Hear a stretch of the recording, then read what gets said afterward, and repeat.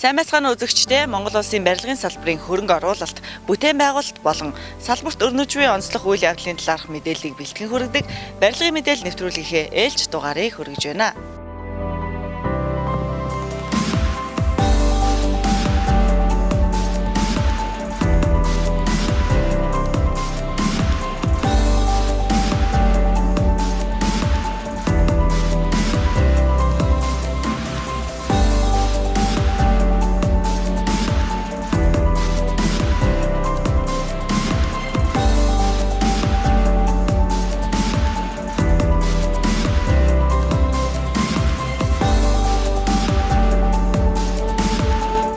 Энэ удаагийн сургалт зөвлөгөөний Хөвсгөл аймгийн газрын харилцаа барилга хот байгуулалтын газраас санаачилж, барилга хот байгуулалтын яам, барилгын хөгжлийн төв, мэргэжлийн ялалтын ерөнхий газар болон Хөвсгөл аймгийн засаг даргын тамгын газраас дэмжиж хамтран зохион байгуулж байна. За энэ барилга хот байгуулалтын яамнаас санаачлаад аймагуудын газрын оролцоо барилга хот байгуулалтын газрын албаны мэргэжилтнүүд, за аймгийн ерөнхий архитектур, за хөрөнгө оруулалт хөгжлийн бодлогын хэлтсийн дарга нарыг хамруулсан сурвалж зохион байгуулж байгаа нь цаг үеийн болсон явдал гэж ойлгож байна. За Монгол улсын эдийн засаг өсөж байна. За тэр дундаа аймагуудын бүтээн байгуулалтын ажлууд бол маш их болж байна. Энэтэй холбоотойгоор энэ салбарт бол одоо чиглэл өгдөг, заавар зөвлөгөө өгдөг, хяналтыг тавьдаг мэргэжилтнүүд маань сүүлийн дүрм журм стандартаа ягштал мэддэг, ойлголтын зөрүүгүй байх хэвээр. Энэ чиглэлд нь бол ингээд мэргэжсэн энэ сургалтыг бол одоо ингээд удирдах бүрэлдэхүүнийхээ хэмжээнд бол ингээд зохион байгуулж байгаад нь бол их таатай хандж байна. Их ач холбогдолтой сургалт болж байна гэж ойлгож байна. Аймгийн нийслэлийн ерөнхий архитектор болон 21 аймгийн газрын харилцаа барилга хот байгуулалтын газрын барилгын хэлтсийн дарга нар, хөгжлийн бодлого төлөвлөлтийн хэлтсийн дарга нарын чуулга уулзалт бол өмнө одоо 10 гаруй жилийн өмнө Хөвсгөл аймагт зохион байгуулагдаж байсан бол энэ удаа 2 дахь удаага зохион байгуулагдаж байна. Сургалт зөвлөгөөний хүрээнд 21 аймгийн төлөөлөгчид маань аймаг орон нутагт төсөл арга хэмжээ, барилга байгууламжийн ажлыг хэрэгжүүлэхэд үүсдэг хүндрэл бэрхшээл, долгомдсон асуудал, мөн амжилт ололттой тал өөрсдийн сайн туршлагаасаа хуваалцаж, харилцан мэдээлэл солилцохын зэрэгцээ салбарын хууль зүүн орчин шинээр батлагдсан дүрм журмууд болон холбогдох мэдээллийн талаар зөвлөмж мэдээлэл авч одоо барилга хот байгуулалтын яам, барилгын хөгжлийн төвийн холбогдох мэргэжилтнүүд заавар зөвлөгөө өгч ажиллаж байна.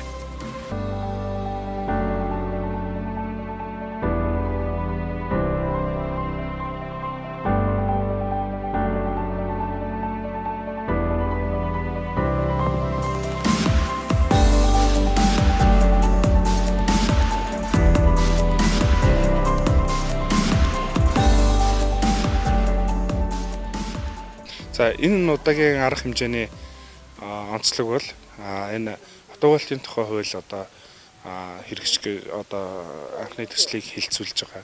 За мөн энэ дээр одоо аймагуудын ерөнхий архитектуруудад тулгамдж байгаа асуудал тий. За тэдгээр дээр цаашаа ер нь авч хэрэгжүүлэх арга хэмжээний асуудлууд, энэ асуудлууд хөндөгж байгаагаар нэлээд онцлог болж ирж байгаа.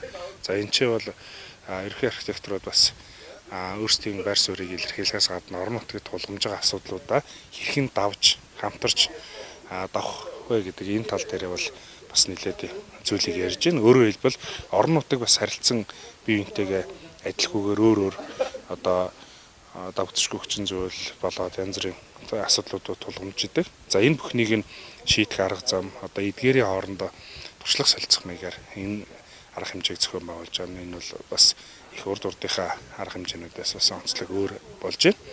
За ер нь бол одоо манай ерөнхий архитектуруудын цаашдаа байх статусын асуудлууд болоод ер нь энэ салбарын хөгжлийг хэрхэн яа тодорхойлох вэ гэдэг бол энэ чинь өнөөдрийн чуулганаас нэлээд тодорхой харагдах байх.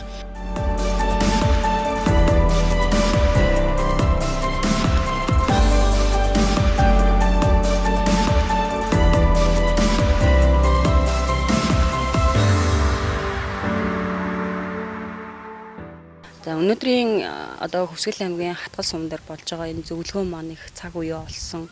Ягаад цаг үе болсон бэ гэхээр өнөөдөр хот байгуулалтын тухай хууль өөрөө шинжлэгдэж байгаа.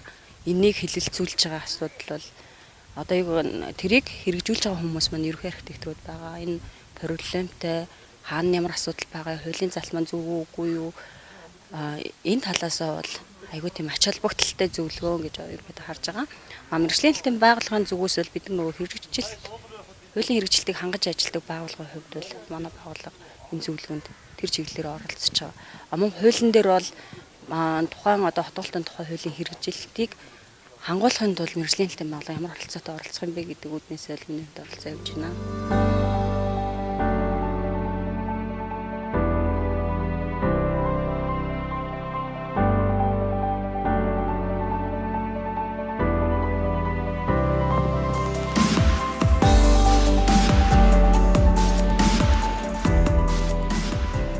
Одоо яг манай хот байгуулалтын хууль маань 2008 он сүүлд батлагдсан. За одоо 11 жил өнгөрч байгаа. Тэгээд одоо энэ хуулийг бол тодтох шинжлэх зайлшгүй шаардлага бол үүссэн. За тэгээд өнөөдрийн зөвлөгөөнөр энэ хот байгуулалтын шинжилсэн хуулийн төсөл дээр бас ерөнхий архитекторууд бусад холбогдох улсуудаас санал авж байгаа. За тэгээд ерөнхий архитекторууд бусад холбогдох улсууд маань нээлттэй сайхан саналаа солилцож за хот байгуулалтын тухай хуулийг шинжлэх сайжруулах энэ тал дээр бас хамтарч сайхан ажиллаж байна.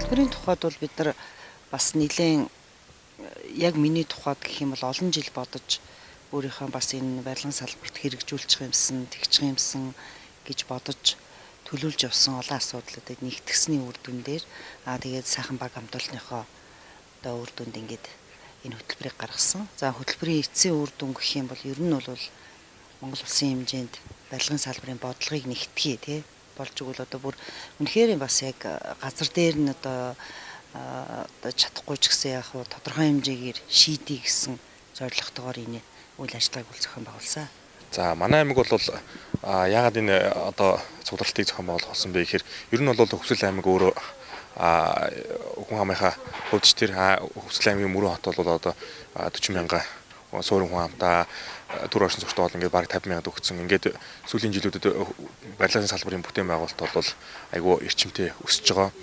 Тийм учраас яг одоо өнөөдрөөс бид нар эндээс л эхлээд ерөнхийдөө одоо энэ барилгын салбарын бүтээн байгуулалтыг зөв төлөвлөлтөө тэгээд чанартай үр өгөөжтэй дараа нь одоо эргээд бид нар олон жил энэ барилга гэдэг чинь өөрөө олон жил ашигладаг ингээд хөгжлийн гол тулгуур зөв хүчин зүйл учраас энийг бид нар яг төлөвлөлтийн зөв хийгээд ингээд гарц гаргалгаа шийдэл бүх юм ингээд хуулийн талаас ааш тэр мэрэгжлийн талаас ааш тэр ингээд зөв авч явахгүй бол дараа нь их асуудал дагуулдаг төлөвлөлтгүй хийх юм бол ийм учраас за тэгээд одоо энэ сургалтаар зөвлөгөөнөөр манай 21 аймгийн одоо архитекторууд хөгжлийн бодлогын хэлтсийн дарга нар хот байгуулалтын хэлтсийн дарга нар ингээд мөн холбогдох одоо барилга хөгжмөнд барилга хот байгуулалтын яам ингээд удирдах газруудын холбогдох мэргэжлийн хүмүүс нь оролцоод ингээд ер нь энэ барилгын салбарт одоо яг өнөөдрийн байдлаар яг тулгамжийн асуудал нь юу байгаа.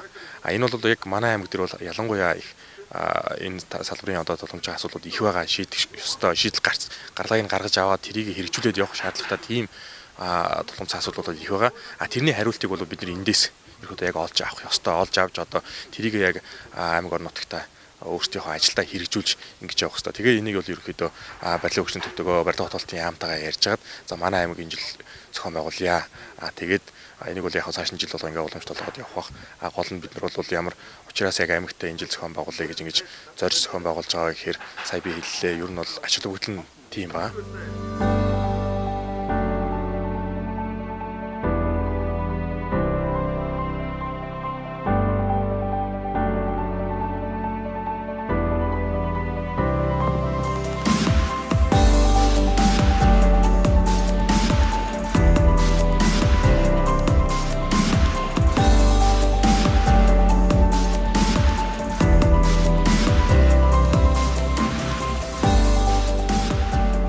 За өнөөдөр одоо энэ зохион байгуулсан арга хэмжээ бол нөхөр цаг үе болсон арга хэмжээ болсон.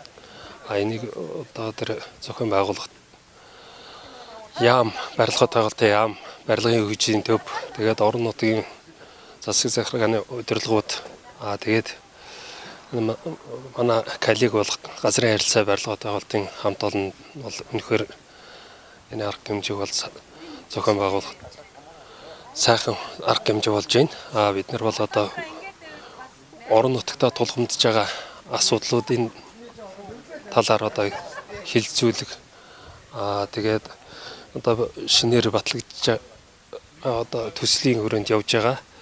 Хот байгуулалтын тухай хуулийн талаар бас тэгээд өөрсдөө санал бодлоо солилцоод туршлагуудаа ажлын туршлага одоо газар болгоны юу ч өөр байд юм чинь өөрсдөө одоо тулгамдсан асуудлаа яаж гарцын болоод шийдвэрлэж байгаа талаар тэгээд хоорондоо ярилцаад одоо бие туршлагыг судлаад ингээд сайхан бид нарт бол боломж бүрдээд байна.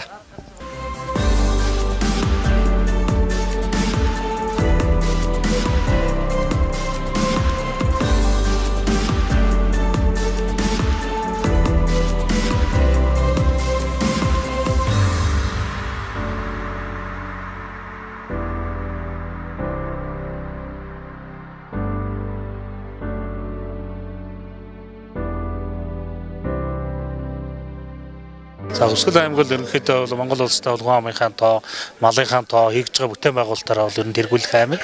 За энэ хэрээрээ ч гэсэн бол одоо шинэ бүтээн байгуулалтууд маш их хийгдэг улсын болоод хувийн хөрөнгө оруулалттай. За сүүлийн байдлаар бол одоо 70 гаруй тэрбум төгрөгийн 40 гаруй том бүтээн байгуулалтын ажил бол Хувьсгал аймагт бол өрнөд явж байна. За эрхэм үзэгчдээ барилгын мэдээлэл нэвтрүүлгээ бид энэ удаа Хувьсгал аймгийн Мөрөн хотоос бэлтгэн хүргэж байна. Ингээд Хувьсгал аймгийн барилгачдын холбооны тэргүүн Сиренэнтэй уулзаад байна. За танд энэ өдрийн мэнд хүргэе. За сайхан зусж जैन та үг сайн явж гэнэ үү? Сайхан зусж гэнэ үү? Хувьсгал аймагт бол сүүлийн жилүүд хөрөнгө оруулалт бүтээн байгуулалт бас хамгийн их хийгдэж байгаа аймагуудын тоон зүйсээр орж байгаа. Тэгэхээр одоо барилга бүтээн байгуулалтын ажлууд одоо хэрхэн өрнөө, ямар барилгууд сүүлийн үед ашиглалтанд орсон бэ? За Хувьсгал аймаг бол хүн амаараач мал сүргээрээч улсад бол дээгүүр ордог аймагуудын нэг. Манай аймаг 2018 онд сургууль цэцэрлэг яашлын 18 томоохон хэмжээний объектууд баригдаж эхэлсэн. Энэ онд ашиглалтанд оруулахаар одоо бэлтгэл бүх ажлууд нь хийгдэж угсралтын ажлууд нь дуусч байна. За 2019 онд бол 21 объект болж нэмэгдсэн. Нийтдээ 38 объектуудыг одоо барилга объектууд баригдаж байна. За энэ хугацаанд бол улсын төсвийн хөрөнгөөр баригдаж байгаа эдгээр цэцэрлэг, яашил, сургууль, эмнэлэг гэсэн одоо энэ хэсгүүдэд хуваагдаад нийтдээ 24 сумын одоо 80% нь энэхүү бүтээн байгуулалтын том ажлууд явагдаж байна. За сүүлийн 3 жилд ийхүү одоо өндөр хэмжээний бүтээн байгуулалтын ажлыг бол улс орон даяар ялангуяа одоо манай аймгийн хэмжээнд бол анхудаа хийгдэж байна. За манай аймаг бол нийтдээ тусгай зөвшөөрөлтөө нэг 65 компани байдгийн үүнээс одоо байнгын үйл ажиллагаатай 45 ерөнхийдөө бол эндээс нэлээд том хэмжээний одоо нэг 17-8 компаниуд ийхүү яашил цэцэрлэг сургуулийн барилга ухсралтын ажлыг угсран эд одоо ажил явагдаж байна. За өнгөрсөн 2018 онд бол бид нар Хувьсгал аймагт барилгын салбар үүснийхаа 60 жилийн ойг тэмдэглэсэн. Уг тэмдэглэлт үйл явдлын нэг том жишээ бол энэхүү бүтээн байгуулалтын ажлын одоо цар хүрээ, хэмжээ одоо бүх зүйл дээр бол энэ илрэн харагдаж байдаг. За ингээд Хувьсгал аймгийн хэмжээнд баригдаж байгаа одоо эдгээр том объектууд бол 320 хүүхдийн сургууль ихэд одоо 9 одоо сумд баригдаж байна. За одоо эмнэлгийн барилга 2 байгаа. Цэцэрлэгийн барилгууд 14-5 ширхэг байна. Ийхүү одоо том бүтээн байгуулалтын ажлууд эд явагдаж байна. Энэ жилийн хувьд бол бүтээн байгуулалтын ажлыг бол бид нар 4 сарын дундуур эхэлсэн. Нийт одоо бүтээн байгуулалтын ажлын нийт объектууд бол ерөнхийдөө бол 50-аас дээш хувийн одоо 50-аас дээш хувийн хувьтай явагдаж байна. За орон нутгийн хувьд бол бид нар бас томоохон ажлуудыг бол хийж байгаа. Энэ жил бол манай Хувьсгал аймгийн Мөрөн сум бол бас их олон жилийн түүхтэй ийм бас сайхан ийм хот. Энэ жил бол бид нар Мөрөн хотынхоо 210 жилийн ойг тэмдэглэж байна. Тэрний одоо хүрээнд аймгийн хэмжээнд бол томоохон ажлууд бол өрнөж байна. Аянууд өрнөж байна. За тэрний хүрээнд бол бид нар өнөөдөр Хувьсгал аймынхаа төв гудамж, босоо хөвтэй тэнхилгийн гудамж талбайг шинчлэх үйл ажиллагаан дээр бол орон нутгийнхаа хөгжлийн сангаас давуу хөрөнгө тавьсан. Тухайлбал одоо энэ дээр 500 сая төгрөгийн хөрөнгө оруулалтаар бид нар хөвтэй босоо тэнхилгийнхаа бүх зам талбайг шинчлэх үйл ажиллагааг явуулаад бас одоо 7 сарын 1-нд хүлээж авахаар ингээд эрчимтэй ажиллаад байна. За ер нь бол цаашдаа ч гэсэн энэ хөгжлийнхаа ерөнхий төлөвлөгөө баримтлаад зөрчихгүйгээр тэгээ яг энэ төлөвлөгөөнийхөө дагуу ингээ хэрэгжүүлээд явах юм бол ер нь бол одоо манай мөрөн бол угаасаа хотын зэрэгтэй одоо манай аймгийн төв бол хотын зэрэгтэй хөгжиж байгаа юм байгаа. Тэгээ ерөнхийдөө одоо барилгажилтаа, тогтчлолтоо, газар олголтоо яг эднэрийг яг хооронд нь уялдаа холбоотой яг хөгжлийн төлөвлөлтөд барьсан. Тэгээд мэрэгжлийн хүмүүс нь яг тэрийг хоорондоо уялдаа холбоотой ажиллаад ингээд нэгсэн нэг бодол санаатай ингээд төлөвлөлтөө хийж явах нь маш шаардлагатай байгаа. Ер нь бол манай хувьд одоо бид нэр 2-3 жилийн өмнөөс эхлээд яг энэ тал дээр бол нэгдсэн нэг удирдлагуудч тэр мэрэгжлийн хүмүүс нь ч нэг ойлголттой болцсон. Одоо бол яг зөв хөгжлийнхаа удирдлага ингээ ороод явж байгаа юм. За бидний хувьд бол ер нь бол одоо барилгын салбарт одоо тулгын 3 чулуу гэдэг хэмжээнд очдог одоо угсралтын үйл ажиллагаа, зураг төсвийн үйл ажиллагаа, одоо мөн материал энэ 3 дээр одоо барилгын ерөнхий чанар чансаа тогтдгоо. Зураг төсвөн сайн байх юм бол барилга чанартай байна, материал нь сайн байх юм бол барилга чанартай байна. Энэ тал дээр одоо манай аймгийн зүгээс төр хувийн хвшлийнхэн бол идэвхтэй оролцож байгаа. Тэгвэл сансан хэмжээнд хүрэхгүй байгаа. Яагаад гэвэл одоо материаллык бааз суурийг чанар чансаатай тухайн үеийн одоо шаардлага хангасан нөхцөл бий болгоход хөрөнгө хүчний хэмжээ, хүн хүч, мэрэгжлийн одоо ажилчин инженери техникийн ажил дутагдaltaй байгаа. Ер нь зураг төсвийн компаниуд бол бас хүчин чадлаа нэмэгдүүлэх олон компаниуд 10 хэдэн компани инженерүүд нийлсэн одоо ийм том бүтээн байгуулалтын том цогц шийдэл бол зургийн компанид байдаг байхгүй юу? Тийм учраас зургийн компани онцлог бол их өөр.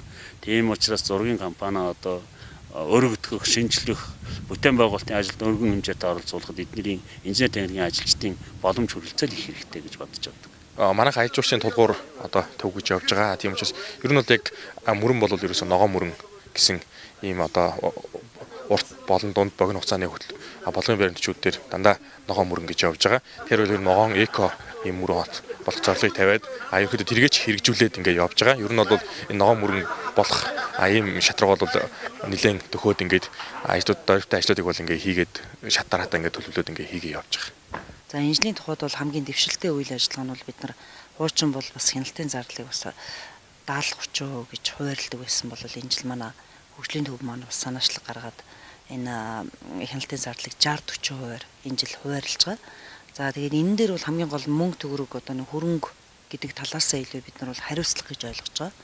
Тэгээд тийм учраас бид нар 40%-ийн хариуцлагыг бас идэвхтэй биелүүлэх ёстой гэдэг утгаараа төсөл арга хэмжээнд төр хандж байгаа. Гэхдээ төсөл арга хэмжээнд дээр бид нар бол бас уян хатан загнаж байгаа. Энэ дээр бол ер нь гүйцэтгэлээ сайн хийгээд яваад компаниуд дээр бид нар бол бас гүйцэтгэлээ илүү бичих, урамшуулах ийм үйл ажиллагааг бол бид нар бодлогын төвшөнд одоо аймаг орон нутгийнхаа хүмүүстэй зөвшөлтсөд ингэ шийдэж байгаа. Тэгээ яагаад гэвэл манай Хүсгэл аймагч нь одоо хөрсний хувьд бол төвөгшөлтэй, цэвдэгтэй, дээр нь барилгын үргэлжлэх, эхлэх үргэлжлэх хугацаа богинохон. Бид нар бол 7 сар ч гэсэн 8 сар ч гэсэн цас орохыг үүсэхгүй.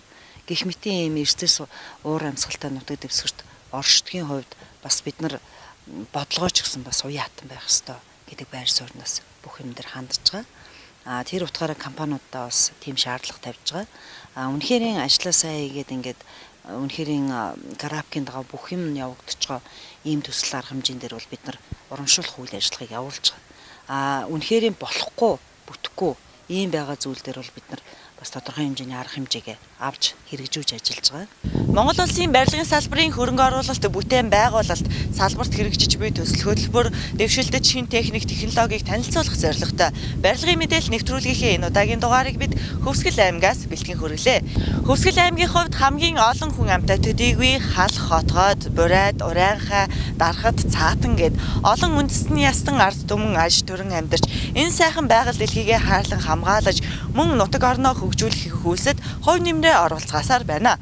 Хөвсгөл аймгийн төв Мөрөн хот төдийгүй аялал жуулчлалын гол бүс нутаг бол Хатгал тосгоны хувьд нийслэл Улаанбаатар хоттой хатуу хүчилтэй авцамаар холбогдсон нь тус аймагт эд бүтцэс бүтээн байгуулалтын ажил өрнөхөд томоохон түлхэж төсөөлж чаджээ. Барилгын мэдээлэл нэвтрүүлэгтэй хамт байж улс оронд хэрэгжиж байгаа төсөл арга хэмжээ, барилга байгууламж, бүтээн байгуулалтын ажлуудтай танилцж байгаа эрхэм үзэгч та бүхэнд баярлалаа. Дараагийн дугаараар иргэн уулзцгаая. Түр баяртай.